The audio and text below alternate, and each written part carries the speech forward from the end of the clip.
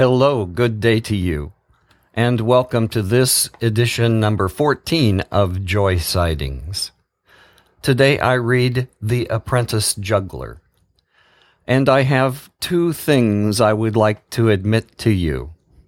The first is this: if you think that I am able to read through these stories all at once like you hear them, that impression is very wrong.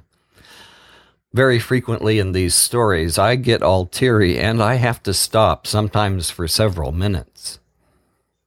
And the other is that this particular story I have considered one of the hardest to read because it seems to me a parable about my own life.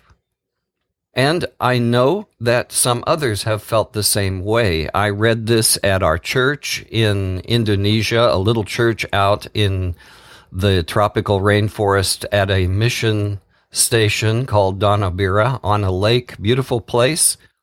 There were usually about 20 in the service, counting children, and I read this story once as a large part of my sermon. Years later, one man came and said, "Can I have that story? It was like a parable of my own life." So here is that story, The Apprentice Juggler. There was a juggler in Great Park, the land of the king, who wanted to perform with the juggling master's troupe more than anything else in the whole world. But he had something terrible hidden in his heart, a secret he had shared with no one. The apprentice juggler was sure he would shame the troupe in tonight's performance. He knew he would drop a baton during the pyramid cascade. Then the juggling master would know his secret, and he would lose his place in the juggling troupe. A knot in the pit of his stomach felt like a tug of war between giants. Standing in the middle of the practice field, the apprentice juggler warmed his hands in a patch of morning sunlight. He loosened his fingers with limbering exercises. He started tossing balls in a basic crisscross pattern. The apprentice juggler concentrated. He could hear the words of the juggling master's first lesson.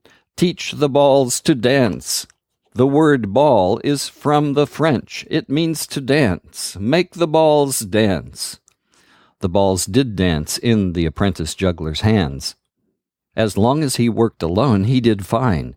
In this last year as an apprentice, he had learned to toss rings, batons, clubs, and eggs, unboiled ones even. He could spin plates on sticks. He could balance umbrellas on his forehead and shoulders and hands all at the same time.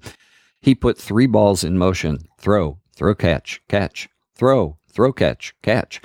No one knew he was battling his inner count. No one knew that a different rhythm was ticking in his heart than in his hands. It was only when the apprentice juggler worked with the other student jugglers or when he did a routine with the troupe that things went wrong. He tripped. He dropped batons. The others thought this was because he was new at juggling. But the young man knew his inner count was just plain different. He didn't want anyone to know his secret, particularly the juggling master. To work with the troupe was the glorious goal of every apprentice. The balls danced in the apprentice juggler's hands. He switched to the 2 in one hand. He practiced showers. He picked up 2 clubs. He tested their weight in each hand. He tossed one high. It turned twice in the air, a double. He started a 3rd club with an outside foot kick-up. It turned twice in the air. Soon, even the clubs were dancing. He guarded himself against his inner rhythm. One of the other fellows was juggling clubs. He moved closer to the apprentice juggler and started passing. 6 clubs now looped into the air. The young men timed out loud. Pass, self, pass, self, pass, self, pass. So far, so good, thought the apprentice juggler. If only he could count out loud as he was now. But every juggler knew that that was the sign of an amateur. Very good, shouted the juggling master. Excellent work this morning. And I have wonderful news. The king will be present at tonight's great celebration. We will be performing for him. The whole troupe cheered, but the apprentice juggler's heart fell to the pit of his stomach where the tug of war was raging. He had juggled at great celebrations before with the other students. Tonight he was supposed to solo, then appear with the troupe in the finale. What if he failed before the king? It would serve him right for keeping this hidden thing to himself.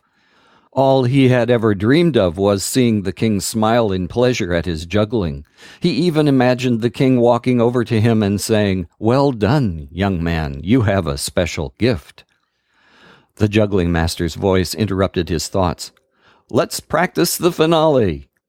The troupe moved into position for the pyramid cascade. 4 jugglers stood in a row. A signal was shouted, "Hup!" All counted inwardly. 1, 2, up!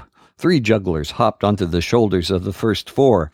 The signal again, "Hup! 1, 2, 3, up!" A hand clasp, a scramble, a hop. The 2 apprentices climbed to the very peak. The clubs began looping upwards, turning and spinning up the pyramid. 8 came from the bottom, 6 passed from the middle. The apprentices turned the rising clubs back down toward the outside men. It was quick work, but simple, as long as the count was kept. The apprentice juggler knew that all 9 members of the troupe were timing inwardly. Throw, throw, catch, catch, throw, catch, catch. With horror, he realized his count was off again. He had been silently timing throw, catch, throw. He caught himself and changed his pace, but it was a loud danger signal. Should he tell the juggling master? But how could he bear to have his place taken from him and given to another? What would happen if he followed his inner count? What disaster would befall him? With sagging shoulders, the apprentice juggler walked home from the practice field. Later, with lagging feet, he made his way to the huge clearing in deepest forest. Here the great celebration always took place, surrounded by the circle of sacred flames.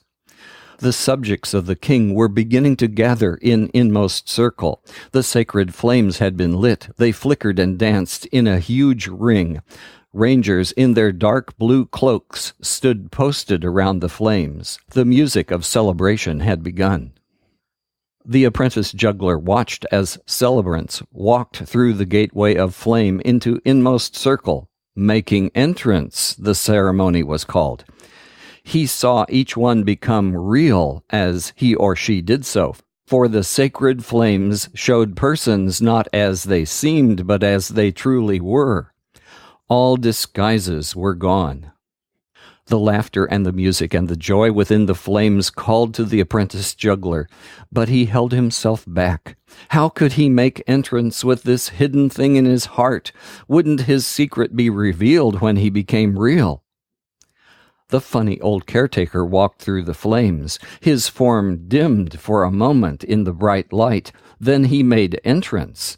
He became tall, straight, broad-shouldered, wearing the dark blue cloak and the silver clasp of a ranger. Caretaker was not what he seemed. He had become ranger commander, chief protector of the park, and intimate advisor to the king himself. The apprentice juggler squirmed. He remembered how Caretaker had found him as a young child, hungry and abandoned, and had taken him to Mercy, who had loved and nursed him. He remembered how Caretaker and Mercy hated dark and hidden things. He decided to wait for the juggling master and tell him the hidden secret that his inner count was different and dangerous to the troupe. The apprentice juggler would ask him to choose another for the finale. It was the only way. A sob shook his shoulders. Never more the feel of the batons or the thrill of the tumbling objects. Never more the weight of the ball popping into his palm, then popping out. Never more the wonderful rhythm of the troupe. They would give his place to another. What would become of him? Where would he belong? The young man knew he would never make a good baker or gardener or forester. He couldn't stand singing or dancing. He had absolutely no desire to be a ranger. The only thing he had ever wanted to do was to make balls and clubs and rings and batons and eggs, unboiled, dance.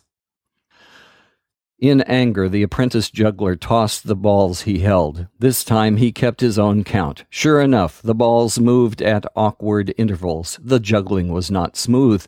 The rising and falling rhythms were hazardous. He had to tell his secret. He would never be like the other jugglers. A beggar was approaching the circle of fire. The man wore a brown cloak with a hood that covered his face. He carried a staff and limped. "Alms! Alms!" he cried. "Pennies for the poor! The poor!" The beggar stopped by the boy and asked, "Juggler, are you performing in the great celebration?" The young man shook his head. Suddenly he wanted to stutter out his secret. He wanted to say, "I have something hidden in my heart." The beggar motioned for him to step closer and whispered, "I saw you juggling just now. Keep your own count. Listen to the rhythm of your own timing." The apprentice juggler was amazed. How could a beggar know his count was wrong when he had guarded the truth from everyone?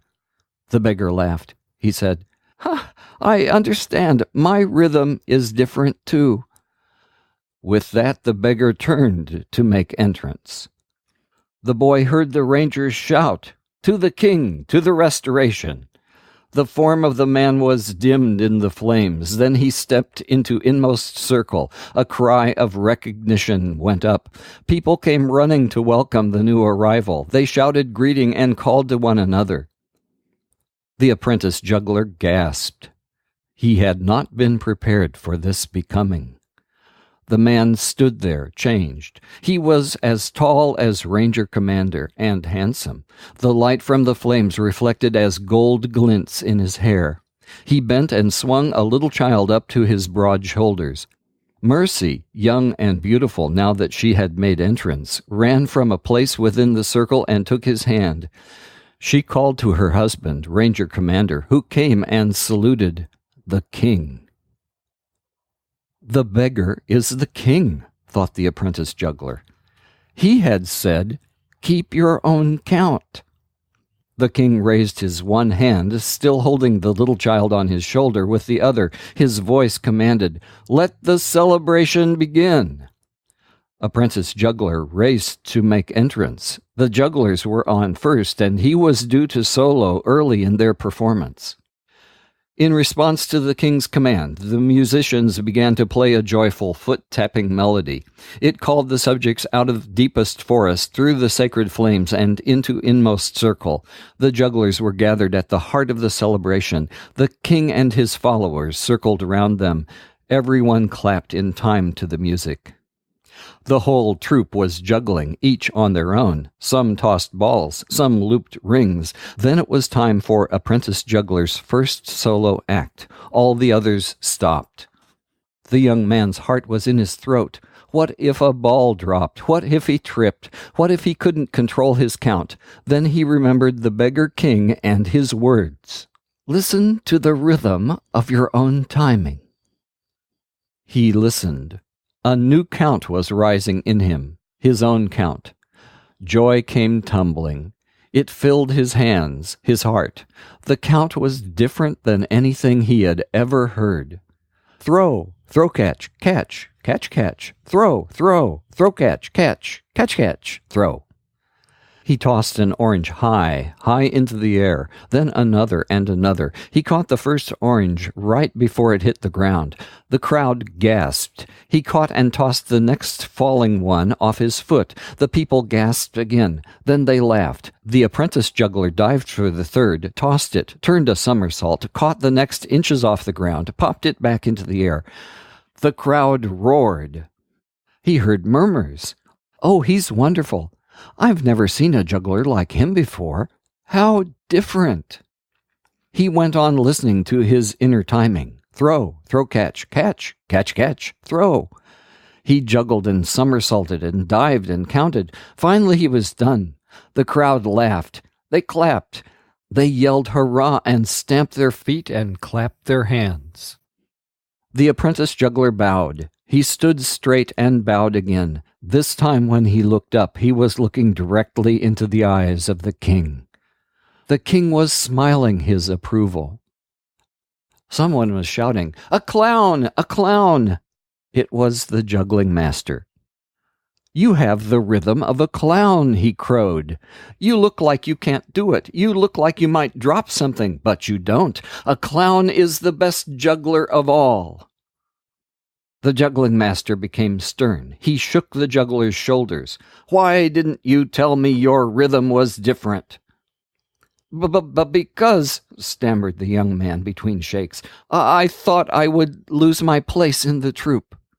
The juggling master stopped shaking him. "Lose your place? Find your proper place, rather. Didn't you know that in the great celebration, all who desire a place find a place?" With that, the juggling master put his head back and laughed. "A juggler with the instinct of a clown. Oh, they are rare, they are rare. What a troupe we'll have.